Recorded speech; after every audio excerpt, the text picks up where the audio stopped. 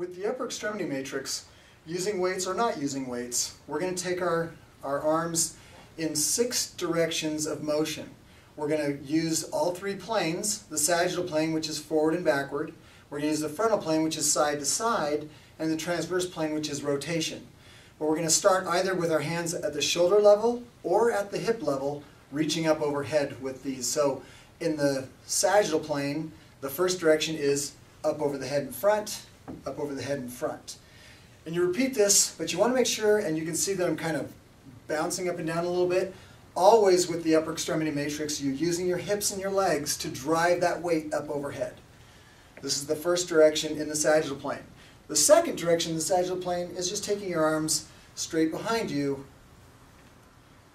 the end range sagittal plane backwards, so to speak. And you'll do 5 or 10 repetitions on each side, depending on what your therapist has instructed you to do in your home program. The next direction is in the frontal plane.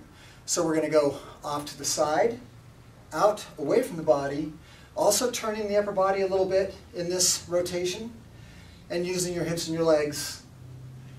This is the frontal plane, upper extremity matrix, from shoulder to overhead. We're then going to go the other direction in the frontal plane, which is over our head with that weight, or with the arm without the weight, depending on what your therapist has instructed you in your home program. Anywhere from 5 to 10 repetitions on each side.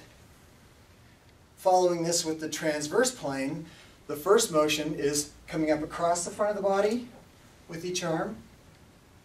In the transverse plane, again, I'm rotating my upper body, I'm rotating my head, I'm rotating my eyes. Everything is going in that rotating direction, and still using my hips and legs to move the weight. The second direction in the transverse plane is to open that shoulder up and really turn back with your hand. Open the shoulder up, turn back with your hand.